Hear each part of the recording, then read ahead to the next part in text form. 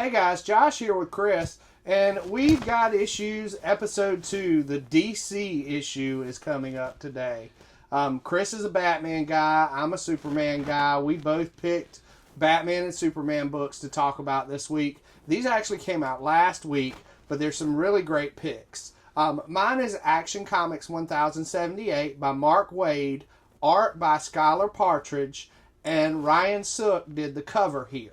Now, Mark Waid has been writing the Batman Superman World's Finest set in the past for a while now, and it's been a good series, but he takes that into Action Comics, Chris. He goes in, he takes us back to a time when Superman was Superboy.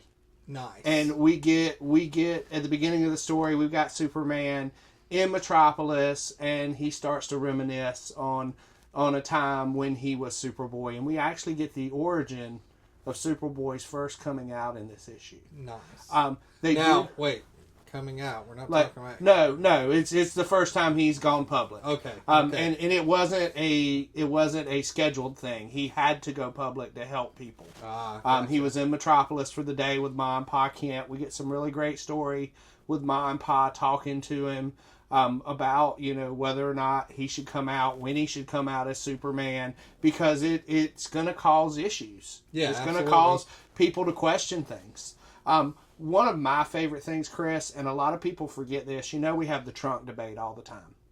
Everybody argues he should or he shouldn't have trunks. What everybody forgets, though, is who made Superman's suit? Mom.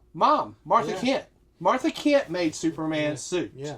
The trunks are there to hide his modesty. Yeah. Exactly. They're there to cover up the bulge. Yeah. I mean, when his costume shows up in this book, I love it as a first edition of the costume because the trunks are actually like board shorts. Right. And it has a belt around them. Right. He doesn't have on red boots. He has on like red Converse.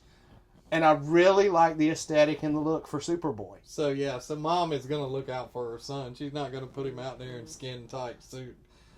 Exactly. Yeah, that's why the trunks are there. Yeah. And I think they remain there when he becomes Superman because it is an homage to his mom who made the suit. Yeah, exactly. I mean, I think that's why you have the trunks. Exactly. This argument over trunks or no trunks, Martha Kent made the suit. Your mom, Peggy Boyd's not sending us out in a skin-tight Superman suit.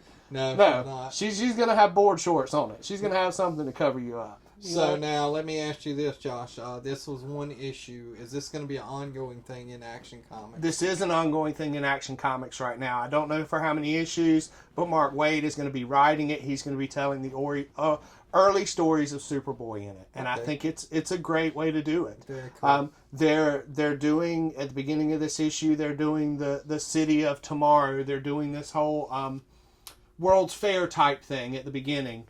And it's an introduction to the World's Fair returning to Metropolis, and a whole story is Superman reflects back to the first World's Fair he went to in Metropolis when Superboy shows up. Okay.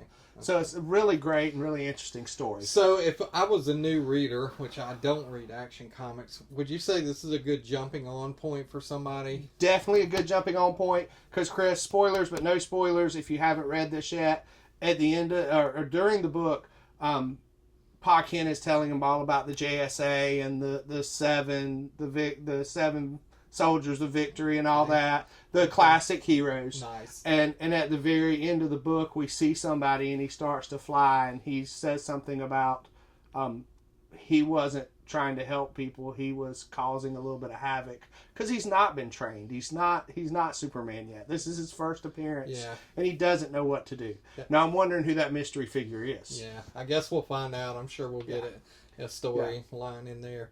So just another good addition to what DC is calling the Summer of Superman. Oh, definitely. They are pushing him hard. I like that because it felt like whenever we would go to the comic shop, the whole top row of the comic shelf is all Batman. And then you go to Superman and you get Action and Superman. Yep. And that was it. So we're starting to get a lot more Superman, and I really like that. Oh, honorable mention, Chris. Supergirl issue 2. Really great as well. Yeah. Really great. I've got to read that one. I haven't read it yet, but I did read the first one, so I'm intrigued, so I'll keep reading. So let's jump on over to me. It has been a long time since I have been super excited about a comic. And I guess it's been 9 months ago when Absolute Batman #1 dropped, and I have been thrilled with this comic. I've never felt like a comic like I felt about this comic.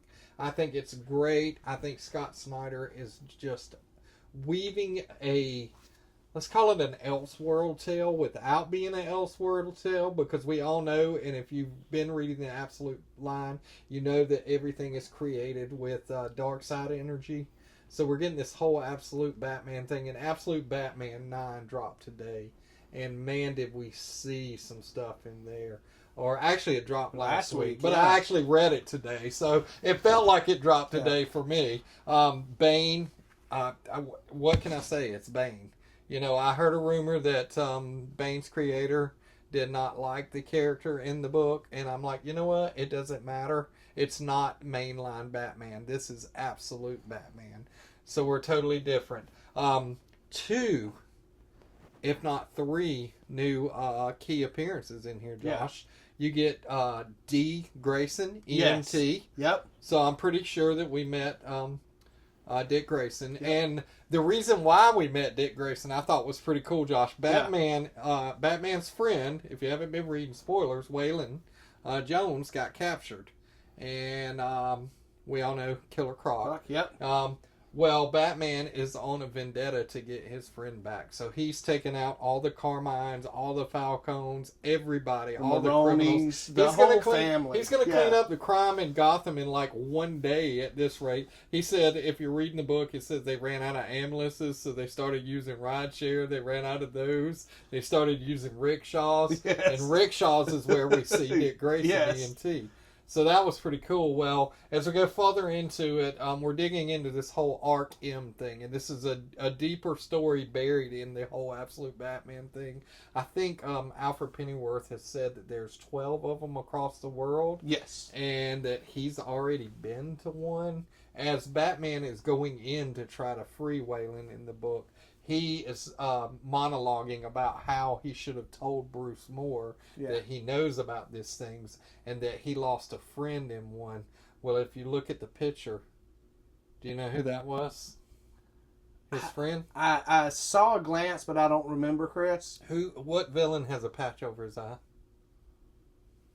Is it Deathstroke? Yes. Deathstroke. Okay. So Alfred Pennyworth and Deathstroke were friends at some point in time. I need to go back and look at that. And the Arc M has super spoilers, because not only did we get an Absolute Batman, we got, Absolute Bane, we got a Dick Grayson, we got a Deathstroke, and I'm pretty sure that all of the Arkhams are run by the family, the Joker family. Yeah. JK Corporation is what they called it. So if you haven't gotten this book, if you haven't read Absolute Batman, I think they just released this in the past couple of weeks, the first 6 issues in a trade paperback. I think it's called The Zoo. Go get it. If you can't find it that way, I would say buy the single issues. I think issue 1 is on 7th or 8th printing. That's coming out next week. Yeah. Issue 2 is on like a 3rd or 4th printing. So they're still available. So I would say you should be reading all the Absolute books. I'm telling you. Absolute Superman, and also speaking of Absolute Superman, they made a comment about, shouldn't we all just, if we want to get out of this, shouldn't we all just go live in sunny Metropolis? Yes, they did. They mentioned Metropolis. So Metropolis did get mentioned in Absolute Batman, so we know they exist in the same world. So we'll see where that goes from there. It should be pretty fun to see. Chris, I'm calling out Bane's creator, because I think Absolute Batman did a better job of adapting Bane than they did in The Dark Knight Rises. Because I don't know if you noticed when Batman first fights him, Batman punches. He immediately tells Batman what martial art he's using. With each hand, then with each leg. And he stands still and just kicks Batman's butt. And he's super intelligent, which is what Bane is supposed to be. Yeah, exactly. And it was, and I'm going to name drop here. Graham Nolan said it's an abomination. So what Scott Snyder did as a kickback towards him is he named this run of comics Abomination. Yeah. So, again, I understand that it's your character, that you created it, but you also have given freedom rights to continue to use the character in the comics. So let Scott Snyder have his interpretation. And before I get too far out of this, let me go ahead and say this. Nick Dragotta, artist, Yes. is amazing. Does beautiful artwork. There's a page at the end. I really want to put that page up as part of this video, the very last page, but I really don't because I don't want to give away the spoiler at the end. So we probably won't get that, but I'm going to tell you go to the shop, Yeah, and get this comic because I know what page you're talking Batman about. Batman calls him a juice up. He said, "I can beat you with one leg, you juiced up freak." Yeah, And then Bane makes a comment, and you get the last page, and it's just amazing. Yeah. Frank Martin does the coloring on this book. Frank is amazing with the coloring. I've been so impressed with that as well. Just really good. So I think if you haven't got these. Find a way to get out and get them, and that leads us into a good segue. Josh is working this weekend, but I last minute grabbed a table at the Kinston Comic Book and Toy Show over in Kinston, North Carolina. Free admission, Josh. nice. Free admission, so save your money for the vendors. And the reason why I'm kind of transitioning is I have these books in a box. It'll be on my table if you want to come grab them. If you want to get all 9 of them, I'll make you a deal. I have maybe the 4th or 5th printing of issue number 1. But what I also have is I have an A cover. I have a first printing of issue number 1. I'm going to be pricing that out. So you could own the A cover and have that A cover if you really want it. Along with some more, I've got all the absolutes. Absolute Superman, Absolute Wonder Woman, Absolute Flash, Absolute Green Lantern, Absolute Martian Manhunter. All those books are great.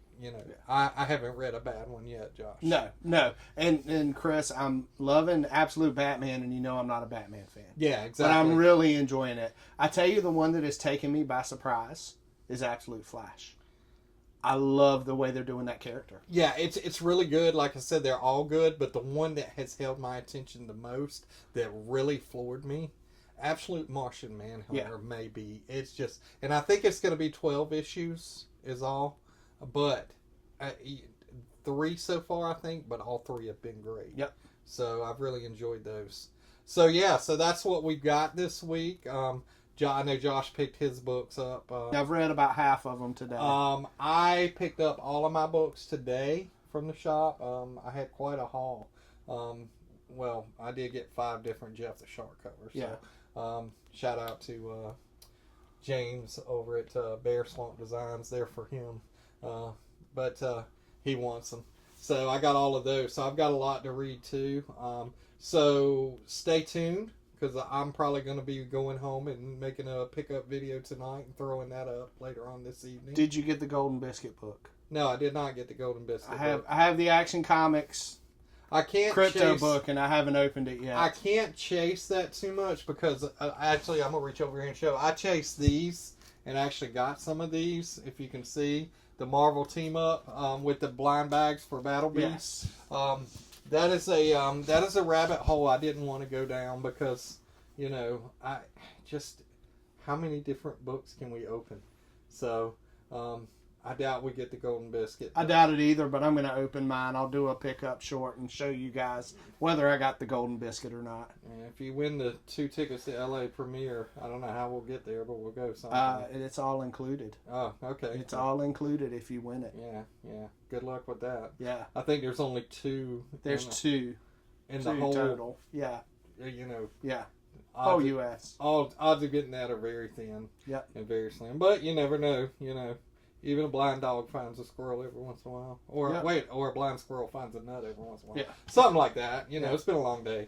But yeah, that's all we got. Do us a favor. First, come see me this weekend if you're in town. If you can't make it to Charlotte, it's a little bit closer show and it's free. I know Heroes Con is this weekend. Unfortunately, we're not going to make it this year. Yep. Hoping to be back next year. Love that show. So do that. But also, if you like what we're doing, let us know. Leave a comment, leave a like, and make sure you click the subscribe button because we want to keep building subscribers. We love doing this, and we want to keep doing it. Yep. Let me know what you think. Should Superman have been Superboy when he was in Smallville, or should he not become Superman until he hits Metropolis? And do you like the new Bane? Let us know what you think of the new Bane. Absolutely. Let us know whether you like him or not. You see how I did that? Yeah. Absolutely. Absolutely. Absolutely. Absolutely. All right, guys. Until the next week, we will see you. But make sure you check out our shorts and leave some comments on there what books you'd like us to talk about next week.